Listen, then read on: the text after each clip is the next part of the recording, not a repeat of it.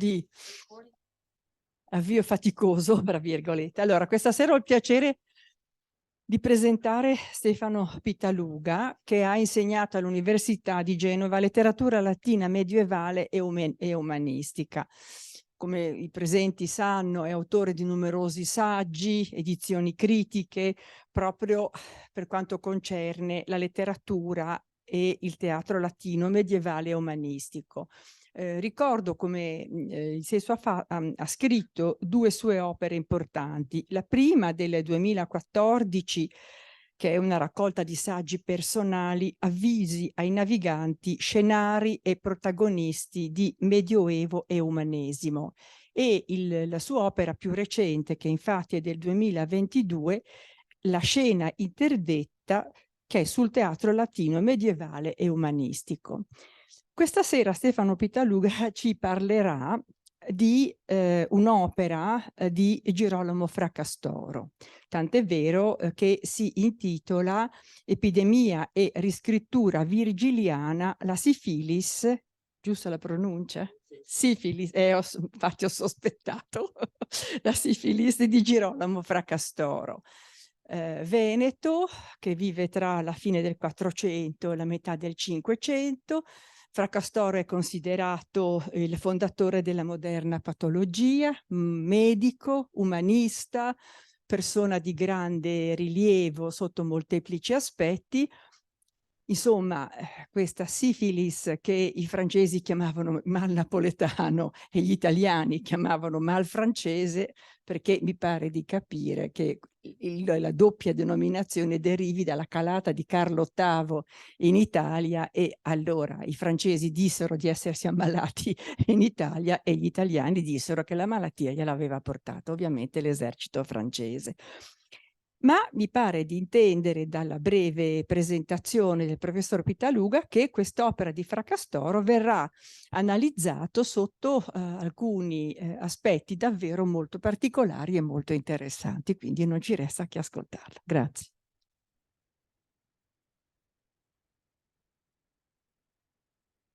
Grazie della presentazione, grazie. Ringrazio tutti i presenti, tutti amici. Sì, il titolo è Epidemia e riscrittura virgiliana, la sifilis di Girolamo Fracastoro.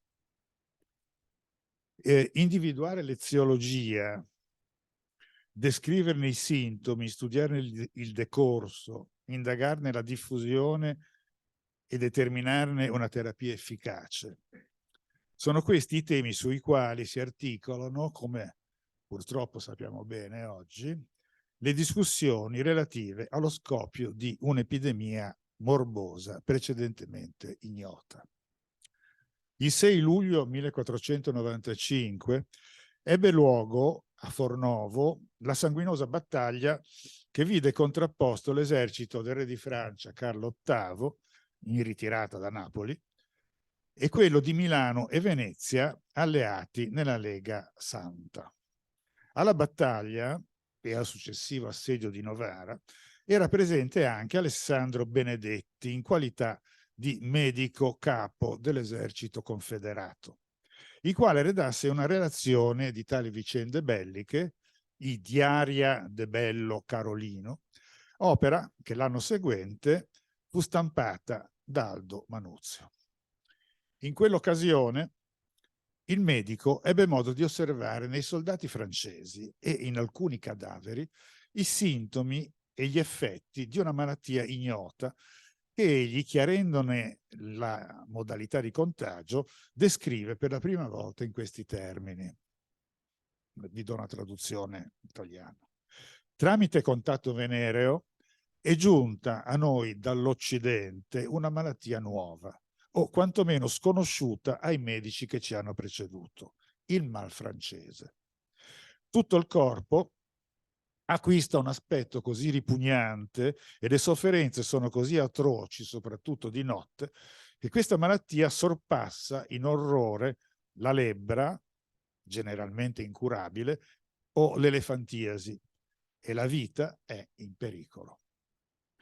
Alessandro Benedetti, pur definendola malfrancese, Sembra dunque indicare nel continente americano, dice dall'Occidente, la regione di provenienza della nuova malattia, e a tale opinione si attengono molti fra i numerosi autori che si occupano della questione fra la fine del XV e l'inizio del XVI secolo.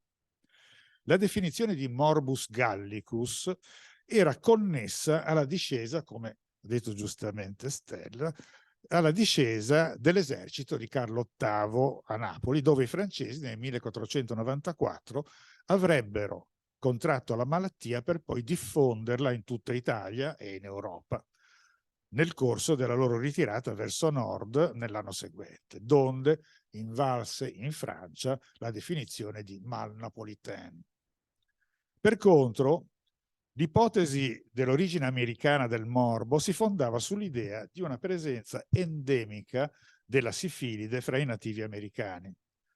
Cristoforo Colombo e i suoi compagni, entrati in contatto con le popolazioni che abitavano quelle che venivano chiamate le isole nuovamente ritrovate, soprattutto l'isola Hispaniola, cioè Haiti, una volta rientrati in patria avrebbero introdotto in Europa l'epidemia.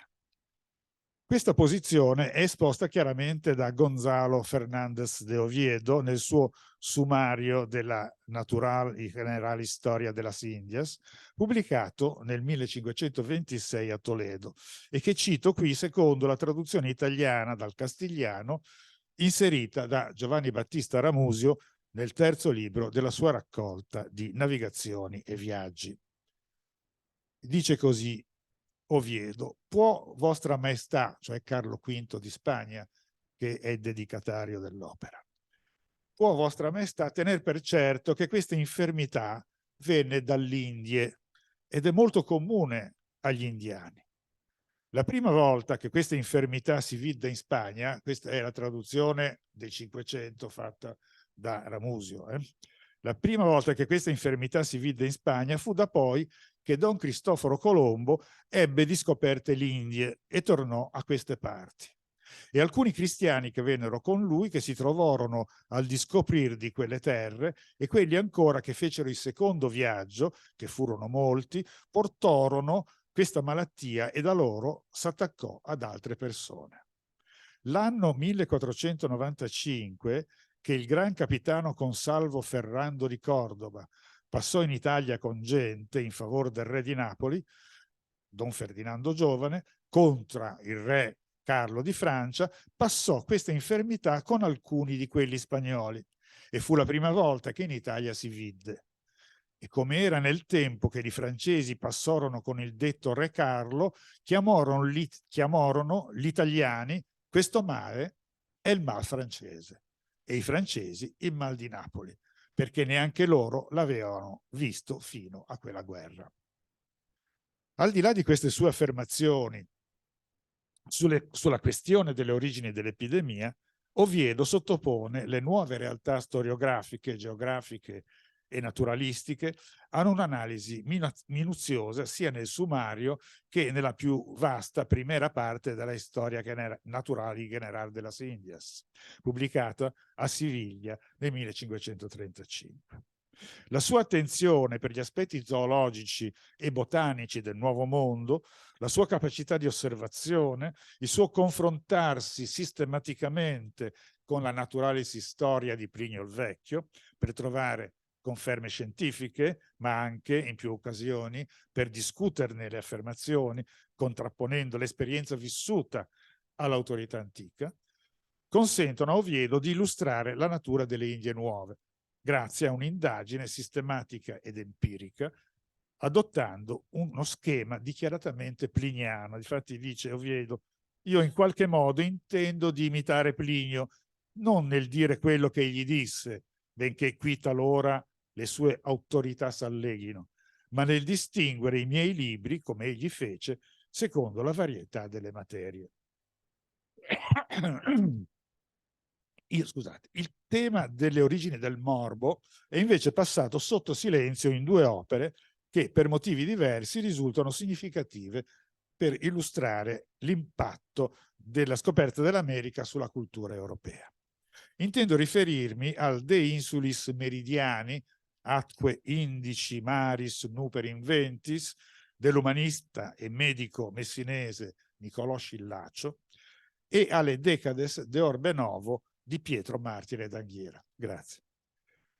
L'opuscolo dell'umanista e medico messinese Niccolò Scillacio, che era stato studente e poi professore allo studio di Pavia, e dedicato a Ludovico il Moro e pubblicato per la prima volta a Roma probabilmente nel 1494, tratta in prosa latina delle vicende del secondo viaggio di Colombo. Non si tratta però di un testo storiografico o di un saggio rigorosamente tecnico o scientifico, quanto piuttosto di una narrazione in chiave letteraria con finalità encomiastiche e politiche. E infatti Scillacio era convinto che Colombo avesse circumnavigato l'Africa ripercorrendo il periplo del cartaginese Annone, secondo una rotta non così strana, perché in seguito fu seguita parzialmente anche da Alessandro Geraldini, cioè che è stato il primo vescovo nelle nuove terre in America. E non era ben certo, Scillacio, se collocare le isole Nuper Invente in India, in Etiopia, in Arabia o nel regno della regina di Saba. Ma a quanto afferma nella dedica a Ludovico il Moro, egli si sarebbe limitato a tradurre in latino una lettera dello spagnolo Guglielmo Coma, forse personaggio fittizio o forse identificabile con un omonimo medico di Barcellona, senza apportarvi modifiche né aggiunte. Affermazione che non è possibile però verificare perché la lettera di Coma, se è esistita, non ci è pervenuta. Peraltro è certamente da attribuire a Scillacio la prospettiva totalmente umanistica, ancorché con scoperte finalità politiche, secondo la quale presenta l'impresa di Colombo. Si indirizzava infatti a un pubblico di raffinata cultura in grado non solo di comprendere il suo latino classicheggiante, ma anche all'altezza di apprezzare gli aspetti formali e retorici della sua scrittura, sistematicamente impreziosita da allusioni, riferimenti, citazioni di derivazione classica. Un pubblico, quello di Scillacio, in grado cioè di riconoscere, ad esempio, insieme con una insistita accumulatio in asindeto, le allusioni alla tempesta che colpisce la flotta di Enea nel primo libro dell'Eneide, i versi 88-91 e poi 104-107, che voi avete... Se riesco a... Sì, vabbè, sì. Questi sono i due passi virgiliani. Nella descrizione della tempesta che Colombo e i suoi dovettero affrontare il 27 ottobre 1493 in pieno Oceano Atlantico. E allora leggiamo, vi leggo solo, voi avete il testo con in corsivo i passi che corrispondono in qualche modo al testo di Virgilio del primo libro dell'Eneide, della tempesta, no? Che colpisce le navi di Enea nel primo libro dell'Eneide. Testo di Scillacio è questo: mentre attraversavano i golfi meridionali, il 27 ottobre si alzò un forte vento, si gonfiarono le onde, l'oscurità si estende su tutto, sul mare grava nera la notte, se non dove balenano i fulmini, dove rimbombano i tuoni. Nulla è più pericoloso e più funesto di questo tipo di naufragio, quando alla tempesta del mare si aggiunge la violenza del cielo. Sotto lo scroscio dell'acqua e l'abbondante precipitazione dei nembi si spezzano le antenne, si lacerano le vele, si rompono le funi, mentre gemono i tavolati e le impalcature fluttuano in balia del mare. Gli uni sono sospesi sulla cresta dell'onda, agli altri il mare, spalancandosi, mostra il fondo fra i flutti. E potete vedere in corsivo ho indicato appunto i passi virgiliani che sono stati ripresi quasi alla lettera sostanzialmente da Scillacio. Adesso non mi dilungo nel leggervi anche la traduzione dei passi di Virgilio. È evidente qui l'implicita identificazione di Colombo come nuovo Enea. Un motivo questo che si troverà in Pietro Martire d'Anghiera e nella poesia epica colombiana fino almeno al XVIII secolo. Si continuano a scrivere dei poemi in latino sulla impresa di Cristoforo Colombo sulla scoperta dell'America. E Colombo è sempre visto come un nuovo Enea, ma è qui che comincia veramente questa identificazione del personaggio di Colombo, diciamo di Enea, del personaggio di Colombo con Enea. Il mito e la cultura antica forniscono coordinate e criteri per valutare la novità della scoperta. Ma Schillacio presenta il viaggio di Colombo secondo un'ottica politica dichiaratamente filo-iberica. Egli attribuisce infatti il merito della scoperta non tanto al geniale navigatore, quanto alla saggezza e alla lungimiranza diplomatica dei reali di Spagna. Il re Ferdinando di Spagna e non Colombo rinnova le gesta del mitico Ercole che ha attraversato le colonne. È chiara l'intenzione filospagnola in un momento di grave incertezza politica provocata dalla presenza di Carlo VIII in Italia. Schillacio, nato nella Sicilia aragonese, si servì dell'impresa colombiana per presentare a Ludovico il Moro l'immagine di uno Stato spagnolo in piena espansione, di una potenza con la quale giovava allearsi per ostacolare l'espansionismo francese. E tuttavia, pur in considerazione delle intenzioni politiche e della destinazione elitaria della sua opera, l'umanista traduceva il presunto testo di Guglielmo Coma, tenendo a portata di mano gli amati classici, medico e umanista. Virgilio, naturalmente, ma anche Catullo, Orazio, Lucano, Marziale e Plinio il Vecchio. E infatti, al di là delle motivazioni politiche, quello di Schillacio rimane un testo di carattere meramente letterario e non tecnico, un testo nel quale gli aspetti scientifici non sono trattati con sistematicità perché l'approccio nei confronti di ciò che è nuovo o ignoto è condotto secondo l'atteggiamento intellettuale proprio della curiositas umanistica, a differenza invece di come si era comportato Pietro Martire, come si comporterà Pietro Martire. Autore di un epistolario e soprattutto delle 8 Decades de Orbe Novo, che composte fra il 1511 e il 1530 comprendono 34 anni di storia delle scoperte geografiche, da Cristoforo Colombo fino a Cortés. Pietro Martire d'Anghiera, sbarcato in Spagna nel 1487, dove sarebbe rimasto fino alla morte sopraggiunta nel 1526, si inserì facilmente negli ambienti culturali spagnoli, entrando in contatto sia con umanisti italiani che vi si erano trasferiti, come per esempio i fratelli Alessandro e Antonio Geraldini. Dei Geraldini abbiamo già parlato, ma questi due fratelli erano anche i precettori dei figli di Isabella di Castiglia, sia con i rappresentanti dell'umanesimo spagnolo. Fra costoro, l'esponente di maggior rilievo era certamente Antonio de Nebrija, autore, fra l'altro, di un dizionario dallo spagnolo al latino, pubblicato nel 1492, oltre che di una grammatica latina e di una grammatica castigliana, e con il quale Pietro Martire intrattenne rapporti di amicizia e di vicinanza intellettuale. Lo stile di Pietro Martire risente della lettura di Sallustio e di Livio per i moduli narrativi storiografici, questo nelle Decades de Orbe Novo, ma anche nell'epistolario. Risente appunto della lettura di Sallustio e di Livio per i moduli narrativi storiografici, mentre per le descrizioni legate alle scienze naturalistiche e alle tecniche mediche, militari e nautiche, il modello è prevalentemente Plinio il Vecchio.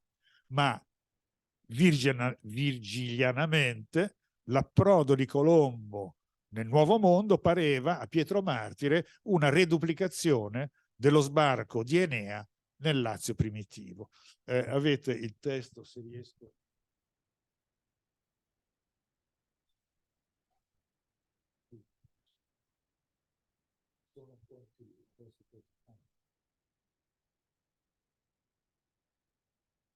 Scusate, sono rimasto senza sostituto. Ecco, questo è il passo di Pietro Martire, dove l'autore appunto racconta dello sbarco dell'approdo di Colombo nel Nuovo Mondo. Scoprono, vi do la traduzione, che qui ci sono molti re, gli uni più potenti degli altri, come leggiamo che il mitico Enea, vedete che ritorna questa idea di Colombo come nuovo Enea, come il mitico Enea trovò il Lazio diviso fra vari capi, cioè Latino, Mezenzio, Turno e Tarconte, che erano separati da angusti confini e i rimanenti territori divisi tra tiranni. Ma io sento che i nostri indigeni dell'Hispaniola sono più felici di quelli, a patto che abbraccino la religione, perché sono nudi, senza pesi, senza misure, senza infine il denaro che porta alla morte, vivendo nell'età dell'oro, senza leggi, senza giudici fraudolenti, senza libri e paghi del loro stato naturale trascorrono la vita non preoccupandosi affatto per il futuro. È questo un passo dal quale emergono due temi destinati a trovare grande fortuna letteraria e importanti sviluppi nel pensiero europeo. Benché appena accennata, affiora qui ancora una volta l'idea dell'identificazione di Cristoforo Colombo come nuovo Enea, vale a dire un motivo mitologico che avrebbe percorso tutta la produzione letteraria sollecitata dalla scoperta, e in particolare la poesia epica. E al contempo si afferma la linea interpretativa in chiave classicheggiante del viaggio oceanico e della realtà americana. L'altro tema significativo riguarda il mito dell'età dell'oro, degli aurea secula del regno di Saturno, che Pietro Martire proiettava sulla società semplice e mite degli indigeni. E questo è un motivo che egli deduce, rielaborandole, dalle prime osservazioni del diario di bordo, con le quali Colombo, affascinato dall'incontro con le popolazioni indigene e dalla straordinaria bellezza e novità di una natura lussureggiante, si dice convinto di aver raggiunto alle foci dell'Orinoco il paradiso terrestre, che è collocato, dice, come affermano i teologi e i filosofi, en el fin del Oriente. Tra la fine del XV e l'inizio del XVI secolo, la cultura europea intuì in tempi brevi le opportunità che la scoperta dell'America poteva offrire nei termini di grandi aperture cosmografiche, politiche, sociali, economiche, spirituali, filosofiche e letterarie. Molto sensibili a tali argomenti furono ad esempio gli ambienti intellettuali veneti, sui quali agì profondamente l'impatto culturale dell'opera di Oviedo. I suoi testi, come avevo accennato, furono accolti nel terzo volume della raccolta delle navigazioni e viaggi di Giovanni Battista Ramusio, il quale, come d'altronde lo stesso Oviedo, era in stretto contatto con l'intellighenzia veneta. Ramusio dedicava a Girolamo Fracastoro i 3 libri della sua raccolta, mentre Fracastoro aveva a sua volta dedicato il poema Sifilis a Pietro Bembo e il dialogo Naugerius Sive de Poetica a Giovanni Battista Ramusio. Il titolo di Naugerius a sua volta derivava, il titolo di questo dialogo, Naugerius, derivava dal nome del principale interlocutore, che era l'ambasciatore veneziano a Toledo, Andrea Navagero, che dalla Spagna diffondeva notizie sulle ultime pubblicazioni riguardanti le Indie. Nato a Verona nel 1476 o 78, letterato, medico, filosofo, Girolamo Fracastoro scrisse nel 1521 i 3 libri del poema in esame trilatini Sifilis, Sive de Morbo Gallico, che pubblicò a Verona nel 1530. Nel suo poema si riflettono alcune fra le tematiche sollecitate dai viaggi transoceanici di Colombo: l'origine geografica, l'eziologia, la diffusione del morbus gallicus e la sua terapia fondata, piuttosto che sull'applicazione di impacchi di argento vivo, come vedremo, sulle miracolose proprietà curative del legno di guaiaco, santo legno originario delle Americhe. L'individuazione già dovuta a Colombo del paradiso terrestre e di una nuova aurea etas nella natura lussureggiante delle Indie Nuove, e la proiezione su Cristoforo Colombo e sui suoi viaggi transoceanici del mito virgiliano di Enea e del suo errare per mare. Sul piano medico-scientifico, l'argomento del poema era già stato affrontato, fra gli altri, da quello stesso Niccolò Scillacio, autore, come abbiamo visto, del De Insulis Nuper Repertis, ma abbiamo detto era un medico, anche nel De Morbo qui Nuper Agalia de Fluxit in alias Nationes, e anche nel De Novo Morbo. Altro medico, autore di un testo che ha influenzato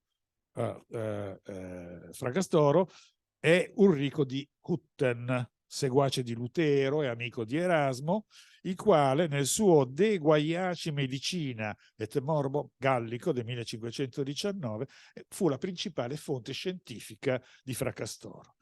E Ulrico aveva raccomandato appunto l'uso del legno di guaiaco, che veniva macerato e bevuto in una sorta di minestra, insomma, liquida, per la cura della malattia. Inoltre Fracastoro poteva conoscere anche il capitolo del Sumario di Fernández de Oviedo, pubblicato nel 1526, che, come detto, considerava certa l'ipotesi che si trattasse di una malattia endemica americana importata in Europa dai compagni di Colombo. Ma nel suo poema Fracastoro riunisce l'ipotesi dell'origine ambientale, endemica nel caso delle popolazioni amerindie, con quella del contagio interumano. E più tardi, in un trattato medico da lui stesso composto, dal titolo De Contagione et Contagiosis Morbis et Eorum Curatione, in quest'opera Fracastoro avrebbe elaborato per primo l'idea della malattia causata da esseri viventi microscopici, che chiama seminaria, un termine che deriva da Lucrezio, cioè batteri o virus che o passano per contagio diretto da un soggetto malato a uno sano, oppure che diffondendosi nell'aria possono provocare il contagio anche in regioni distanti fra loro. Nel poema egli maschera poeticamente l'origine della malattia ricorrendo a 3 narrazioni mitologiche da lui stesso escogitate. Nel primo libro, sono 3 libri, nel primo libro Fracastoro illustra nei particolari gli effetti devastanti della malattia, della quale descrive il penoso decorso dal periodo di latenza fino alla comparsa di pustule, ne parlavamo prima, piaghe e ulcere che erodono il corpo fino alla morte. Nel trattato De Contagione, scritto più tardi, appunto nel 1546, egli ritorna poi con maggior consapevolezza scientifica sul realismo di queste descrizioni, che qui erano inserite in un contesto poetico, e accenna al fatto che nel poema era stato obbligato a trascurare molti particolari. Il secondo libro è dedicato alle diverse forme di terapia. Fra queste l'autore si sofferma sull'applicazione sulla pelle martoriata di impacchi di argento vivo, cioè di mercurio, e conclude con il mito eziologico di Ilceo, che lui stesso escogita. Questo Ilceo, secondo Fracastoro, era stato il guardiano dei giardini degli dei e anche cacciatore, e colpevole di aver abbattuto un cervo sacro a Diana, viene punito da Apollo con la terribile pestilenza. Non è un mito classico, è un mito che si inventa lui. Seguendo il consiglio della ninfa Calliroe, dea delle fonti, che pietosa gli appare in sogno, il Ceo penetra allora attraverso una caverna nelle profondità della terra, dove si bagna 3 volte in un fiume di argento vivo, emergendone del tutto guarito. È evidente che la catabasi di Ceo è tutta costruita sull'analogo episodio della catabasi di Aristeo nel libro quarto delle Georgiche di Virgilio. E la descrizione dell'oscuro mondo ultraterreno, dove scorrono i fiumi della terra, è una riscrittura dei versi 363-373 del quarto libro delle Georgiche. Nel terzo e ultimo libro, il modello di Frulovisi è decisamente l'Eneide. Come ho già accennato, al centro si colloca ora l'impresa di Cristoforo Colombo, l'eroe, di cui però Fracastoro non cita mai esplicitamente il nome, sul quale si proietta l'immagine mitica di Enea, mentre la natura e la vegetazione rigogliosa delle terre scoperte e l'incontro con la semplicità e la naturalezza della vita dei nativi appaiono come il ritorno al perduto paradiso terrestre e il realizzarsi dell'antica aurea etas. In accordo con la visione eurocentrica, il nuovo mondo si configura così come un'immagine speculare del vecchio mondo nella quale si riflettono i miti classici e le favole antiche. Come nel secondo libro, l'origine della terapia a base di mercurio è adombrata nel mito di Iceo, così anche nel terzo libro Fracastoro fa ricorso a una narrazione mitica, anche questa inventata da lui, per illustrare le miracolose proprietà terapeutiche del legno di guaiaco, di cui abbiamo già accennato. Il mito eziologico narra dunque delle vicende del giovane pastore americano, Sifilo, il quale, infedele ad Apollo Elios, cioè al sole, viene punito con le orribili piaghe che gli corrodono le carni. Ma gli dei stessi, placati dal pentimento di Sifilo, gli insegnano a curarsi con il guaiaco, il santo legno terapeutico che si trovava soltanto nel Nuovo Mondo. Anche i motivi della diffusione della malattia in Europa appaiono trasfigurati poeticamente. Non il contagio con le donne indie, ma la maledizione divina e le avverse congiunzioni astrali sono la causa del morbo. Giunti infatti ad Haiti, abbiamo detto l'isola ispagnola che viene identificata con la biblica Ofir, l'isola da cui il re Salomone ricavava oro e pietre preziose, i compagni di Colombo, sparando con gli archibugi, uccidono uno stormo di pappagalli, uccelli sacri ad Apollo. Ma, e questa è la terza narrazione mitica e teologica, un pappagallo scampato alla strage profetizza loro, cioè ai compagni di Colombo, che per vendetta divina la conquista di quelle terre sarebbe costata guerre, naufragi, sofferenze e malattie. E soprattutto quella infanda labes, quella terribile malattia che per l'antica colpa di Sifilo già colpiva i nativi e che si sarebbe presto diffusa anche nel vecchio mondo. Questa maledizione profetica che il pappagallo scaglia contro gli spagnoli è una evidente e ampia riscrittura della funesta profezia che Virgilio fa pronunciare a Celeno dopo lo scontro fra i troiani e le arpie. Entrambi, il pappagallo sacro al sole e l'arpia Celeno, riferiscono una predizione nefasta di Apollo, il dio della profezia, ma anche delle pestilenze, e parlano da un luogo elevato, dalla sommità di un alto scoglio il pappagallo, da un'alta rupe Celeno. E qui avete, se riesco...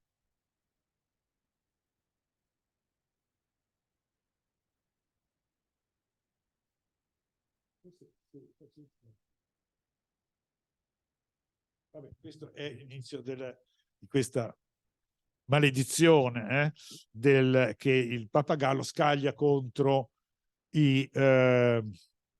contro gli spagnoli, e di cui vi do una traduzione, mi piace darvi una traduzione che pubblicò anni fa Francesco della Corte. Questa è la traduzione di Francesco della Corte. Voi che violate gli uccelli del sole che volano, o spagnoli, ora ascoltate quello che il grande Apollo predice e dal nostro becco vi annunzia. Voi, sebbene senza saperlo, col favore del vento avete toccato, dopo lunga ricerca, finalmente le spiagge di Ofira. Ma non sarà a voi dato riprendere terre diverse e soggiogare le genti che libere vivono da tempo quiete, né costruire città, né cambiare i culti ed i riti, se prima non avrete sepolto cadaveri in terra straniera. Perdute le navi, in pochi tornerete alla terra natia. Invano altri fra voi cercheranno, attraverso la grande distesa marina, i compagni. Anche nel nostro mondo i ciclopi non mancheranno. La discordia stessa metterà i vostri navigli l'un contro l'altro e porrà mano alle spade. Non troppo tardi il giorno verrà in cui voi, lordato il corpo di un morbo mai conosciuto, infelici a questa foresta, chiederete un aiuto finché non sarete pentiti dei vostri delitti. Fin qui la maledizione del Papagallo scagliata contro gli spagnoli, che è chiaramente una reduplicazione, no? È una riscrittura del modello virgiliano della maledizione che Celeno scaglia contro Enea. Però io non riesco adesso.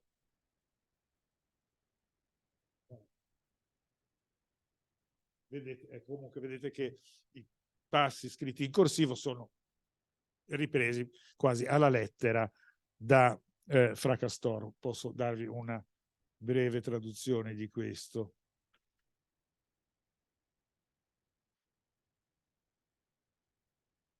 Sola si fermò su un'altissima rupe Celeno, infausta profetessa, ed eruppe questa voce dal petto: guerra anche per le strage dei buoi e gli abbattuti giovenchi, o Laomedontiadi, guerra vi preparate a portare e a scacciare dal patrio regno le innocenti arpie? Accogliete dunque nell'animo e imprimete queste parole: ciò che il Padre Onnipotente predisse a Febo e Febo Apollo a me, io, massima delle furie, svelo. Voi navigate verso l'Italia e la invocate seguendo i venti, giungerete in Italia e potrete entrare in porto, ma non cingerete di mura la città destinata prima che una terribile fame e l'offesa fatta con l'aggredirci vi costringa a consumare con le mascelle le rose mense. Questa è una traduzione di Luca Canali. Ma vedete come c'è proprio quel accipite ergo animis e poi sed non ante, no, datam cingentis menibus urbe, che viene ripresa praticamente alla lettera da Fracastoro. Alla fine è il cacico stesso degli indios, nudo, nero di pelle e nero di capelli, semplice e non corrotto, ignaro del denaro e del guadagno, a indicare agli spagnoli il guaiaco, l'albero santo che simbolicamente rinviava al paradisiaco albero della vita e al legno della croce di Cristo. Trasportato in Europa, esso avrebbe mostrato le sue miracolose proprietà terapeutiche. I primi due libri della Sifilis hanno carattere esplicitamente didascalico, come segnalato dall'incipit stesso del poema, qui casum rerum vari, cioè avete. E il problema è che forse bisognerebbe ridurre.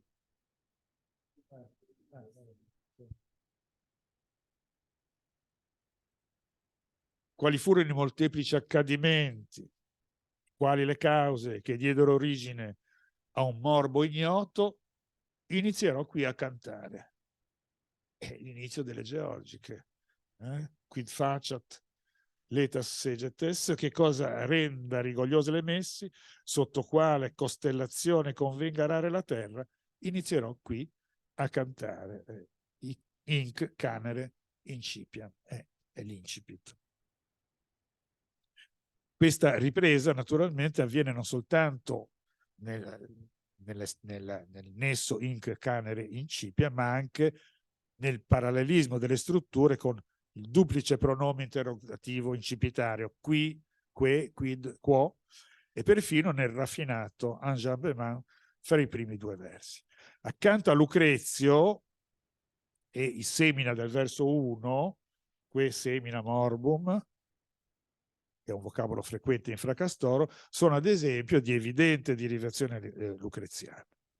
Il modello linguistico e stilistico cui Fracastoro fa riferimento è indubbiamente Virgilio.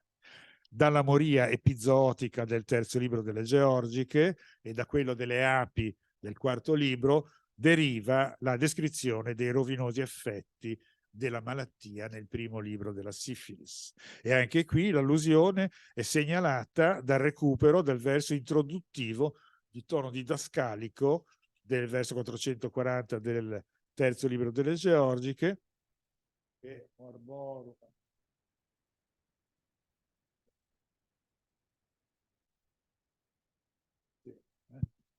abbiamo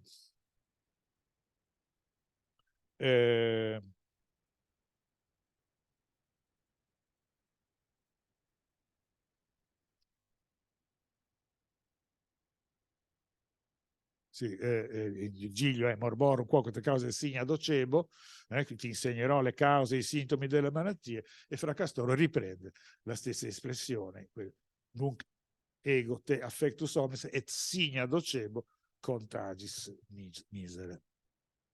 Didascalico nei primi due libri, il poema assume, come abbiamo visto, un tono epico di Epilio nel terzo e ultimo libro, dove il modello è decisamente l'Eneide.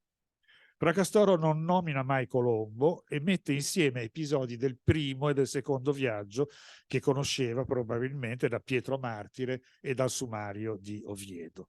Ma l'adozione del codice epico attraverso l'imitazione virgiliana gli consente di realizzare l'identificazione di Colombo quale novello Enea secondo la direzione che già era stata indicata da Niccolò Scillacio e da Pietro Martire. Così il notturno virgiliano di Eneide 347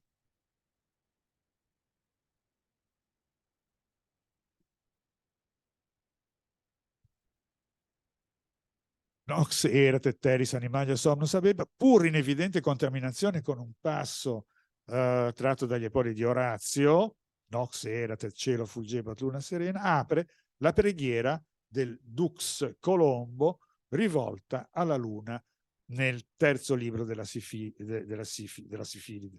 Nox erat et puro fulgebat abetere luna. E così profilarsi dei colli al chiarore dell'alba fa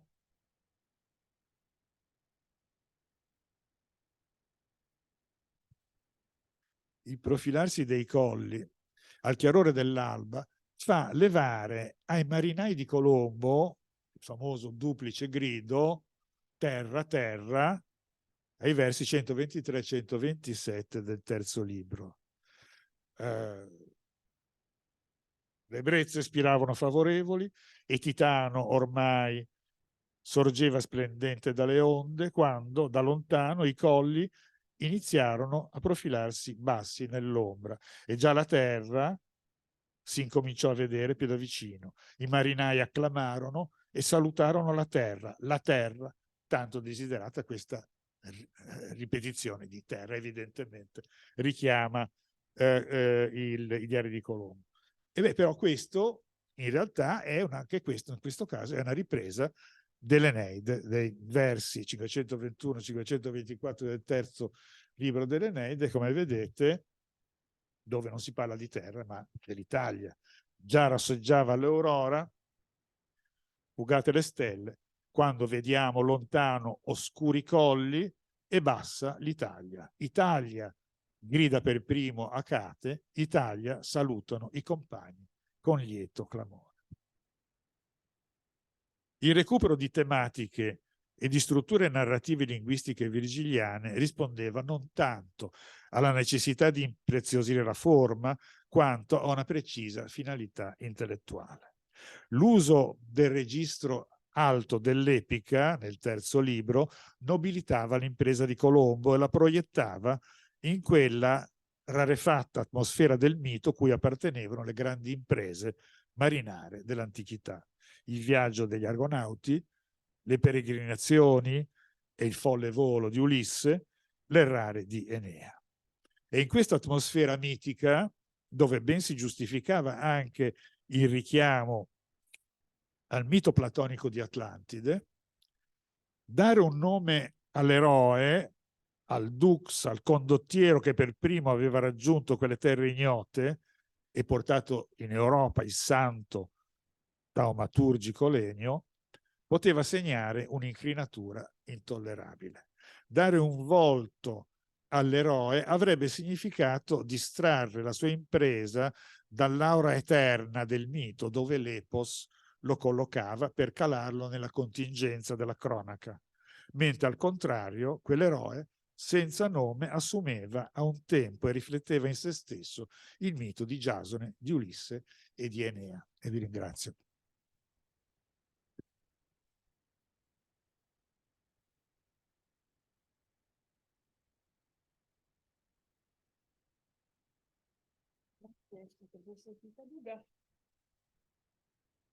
Devo dire che non mi aspettavo questo tipo di analisi e di approccio molto interessante. Chissà perché mi ero fissata più su un'analisi medica, perché sono assolutamente estranea all'argomento, ma invece davvero bello.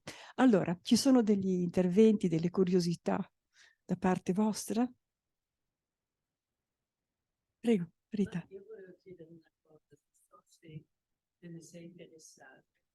Ma in realtà che tipo di... No, dicevo, non so se te ne sei interessato. Si sa in realtà storicamente che tipo di morbo appunto fosse, se è di questi trasmessi dagli animali o cose del genere? Perché è curiosa, per curiosità, visto quello che poi è capitato e che forse capiterà. Che sia trasmesso da animali, non mi pare che nessuno, almeno all'epoca. Certo, l'idea che fosse una malattia endemica in America, forse non sentita come una malattia grave, diciamo così. Gli europei hanno portato in America l'influenza e la febbre e hanno fatto le strade, malattie che per noi non particolarmente. E all'inverso, dall'America probabilmente sono state portate. Per loro era endemica e quindi non particolarmente grave, ma che invece in Europa però come appare abbastanza evidente, insomma, le ipotesi qualche si contrappongono, cioè da una parte c'è l'idea che sia una malattia appunto americana, ma perché è scoppiata nel momento in cui c'è stato quindi c'è stata questa coincidenza che poi l'altra ipotesi è che invece sia qualcosa nato, addirittura all'epoca si parlava, lo dice anche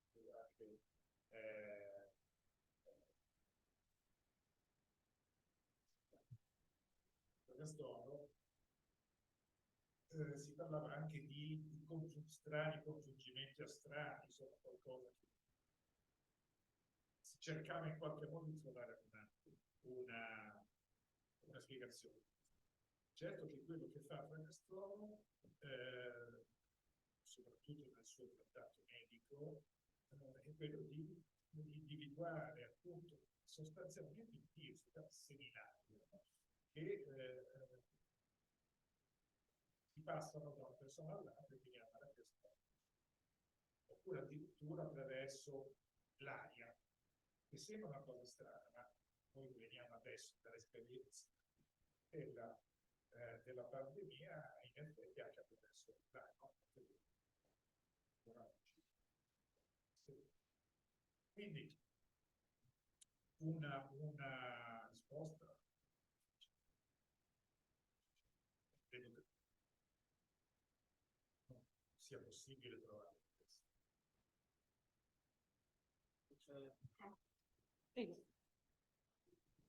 Una domanda sul fatto che non conoscevo appunto queste opere, il Decantagione, credo, però come dire, a metà Cinquecento a Venezia succede, ci sono anche delle diatribe mediche sul fatto se il contagio sia o meno possibile. Questa innovazione di pensare che esista un contagio viene poi letta a metà Cinquecento come contraria alle opere di Galeno e quindi in un certo senso, ecco, mi chiedevo se, però non conoscendo, non essendo il mio campo, io sono studio architettura e quindi però mi chiedevo se poteva argomentare un po' meglio questa questione, se questo aspetto del contagio destò subito una avversione in altri medici o se invece era una cosa, come dire, non lo destò subito, visto che poi lo destò a metà Cinquecento, l'idea del contagio fu avversata da alcuni e presa appoggiata da altri. Mi chiedevo, mi ha stupito questa cosa, ritrovarla in questo caso, allora ve ne ero grato e volevo chiedere questo approfondimento, se possibile. Sì, ma questo è verissimo, ha ragione. Questo dibattito, quindi non soltanto sull'origine della malattia, ma anche sui modi di diffusione della malattia. È un dibattito che va avanti lungo tutto ma fino a tutto almeno il XVII secolo. Cioè l'idea del contagio è una cosa, è anche XVIII, sì, fino a Pasteur, certo. Quindi è vero questo. Non si pensava veramente che, cioè c'era chi non considerava come possibile che la malattia si diffondesse attraverso appunto un virus o i seminaria, come li chiama Fracastor. Quindi in questo senso veramente è stata un'idea in qualche modo rivoluzionaria quella di Fracastor, non tanto naturalmente nel poema quanto appunto nel suo trattato, che però riprende tutta una tradizione che ormai si era già formata di medici che si erano occupati di questo tema. Poi naturalmente c'è il problema anche di non andare contro alla tradizione medica classica, quindi contro Galeno o contro, cioè l'Ateneo degli umori, no? Si pensava che in realtà questo derivasse e fosse una malattia legata a uno scompenso fra i 4 umori principali. Perché c'era l'auctoritas antica che era difficile contrastare. Però è giustissimo questo suo intervento.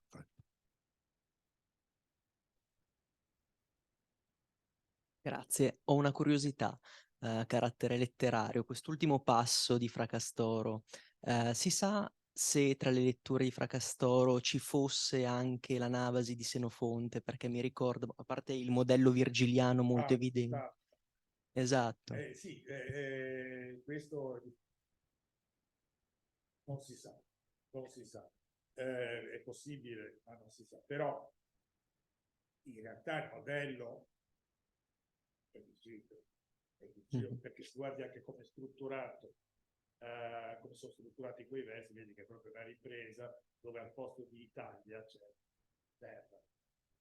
Però è vero, certamente, e non credo che Colombo nei suoi diari, quando dice che si chiama il nocchiero, no? Grida per la prima terra, non credo che pensasse a Senofonte. Però certamente è evidentemente come dire, un topos, no? Se vogliamo.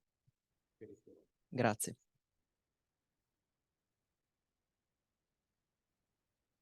Ma anch'io ho una piccola curiosità, a parte così ho apprezzato molto la tua esposizione ricchissima di dati, di riferimenti, eccetera. Ma la curiosità è questa, molto semplicemente. Capisco, come dire, fare ricorso a modelli classici, no? In qualche modo per nobilitare, no? Imprese o cose del genere.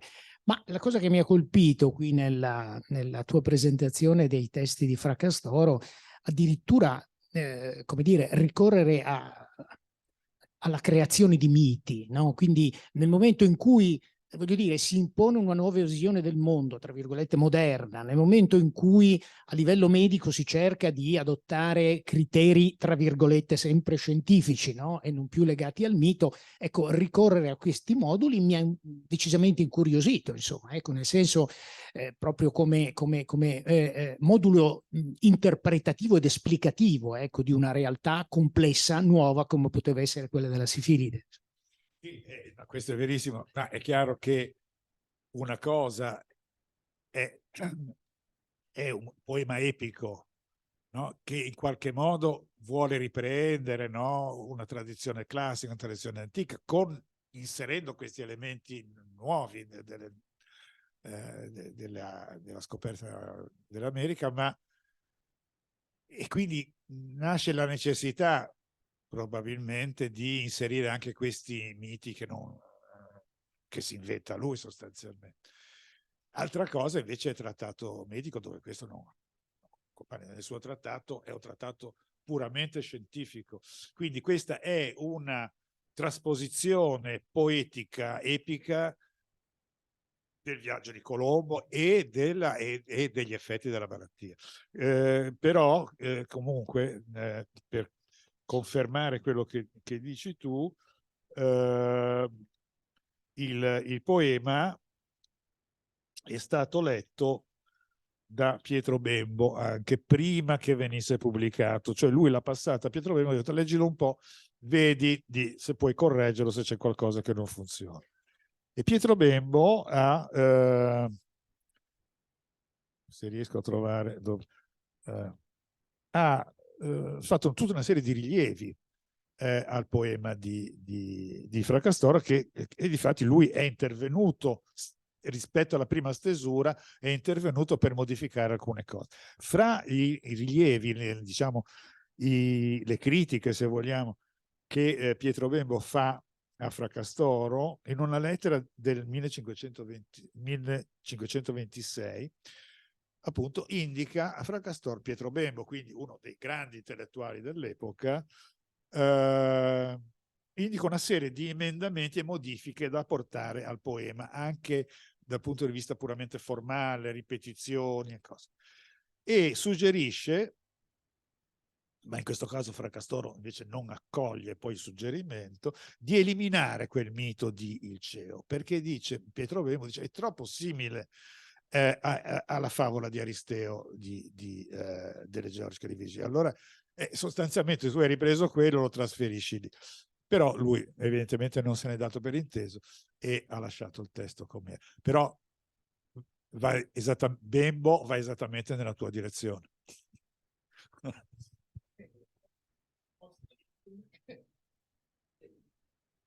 Grazie, ciao Stefano, perché senti, no, complimenti anch'io, volevo complimentarmi, no, da come adesso la discussione si stava indirizzando sui temi letterari, mi veniva in mente, ma se ricordo bene, che c'è Naugerius Sive de Poetica del Fracastoro, e quindi l'autore era un autore che aveva riflettuto non poco sui modelli dell'epica cinquecentesca, e che Tasso postilla il testo di Poetica del Fracastoro.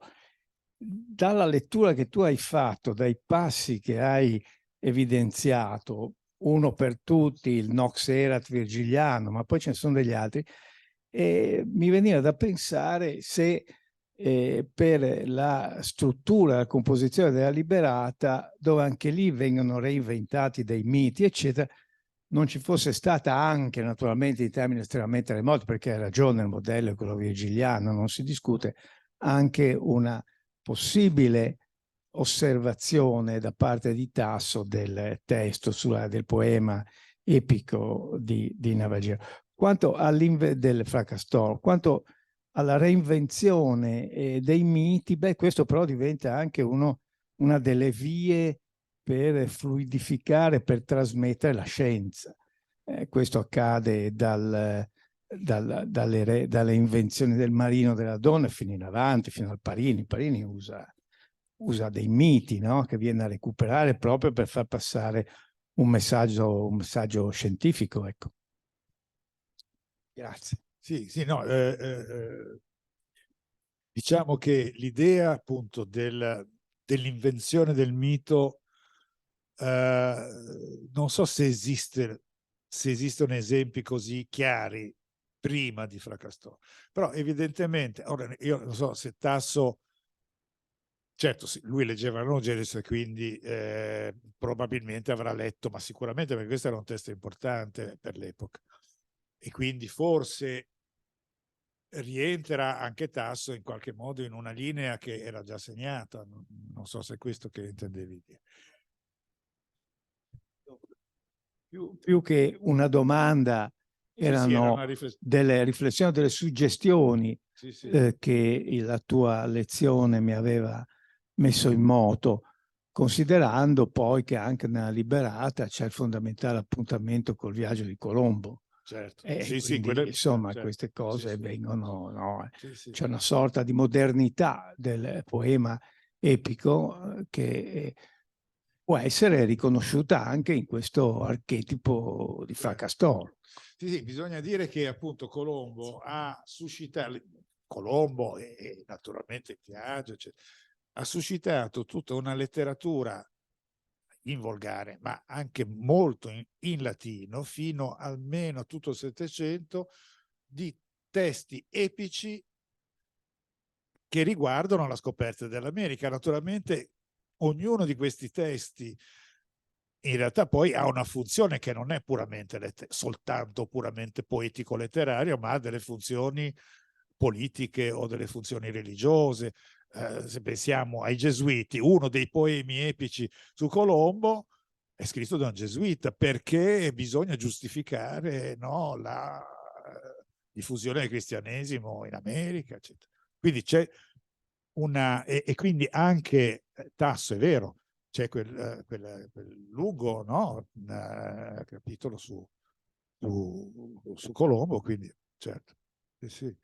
C'è tutta una tradizione che è poco nota forse, ma che è importante non tanto forse dal punto di vista letterario quanto dal punto di vista in generale, dal punto di vista culturale, cioè da delle linee culturali che la scoperta, no, si presta a interpretazioni come dire politiche o sociali o come dire religiose, che vanno avanti appunto almeno fino a tutto il Settecento.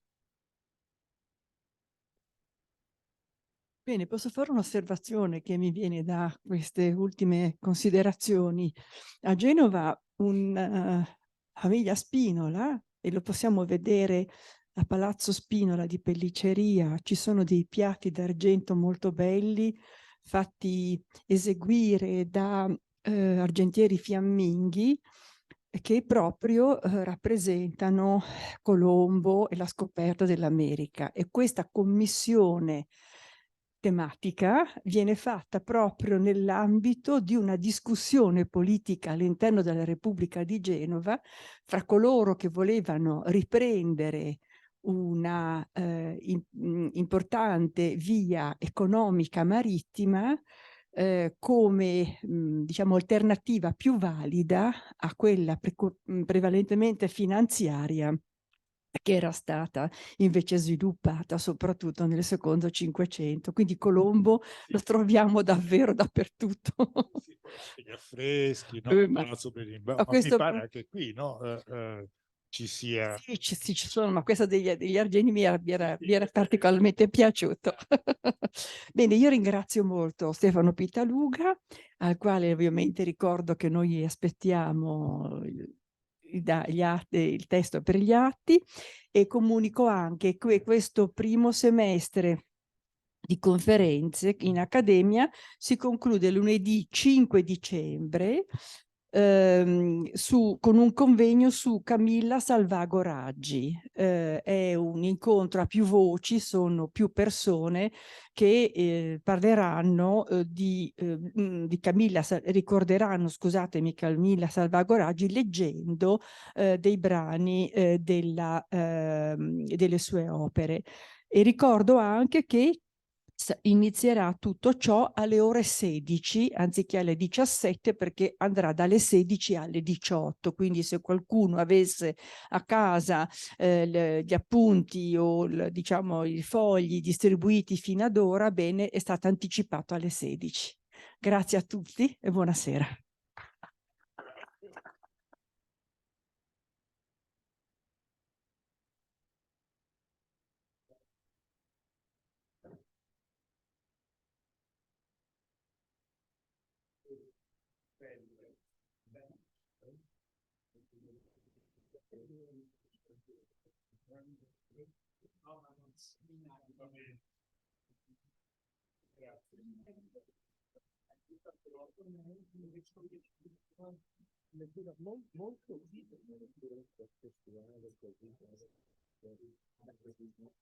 Molto convinto. Ci vediamo prossimamente. Ciao.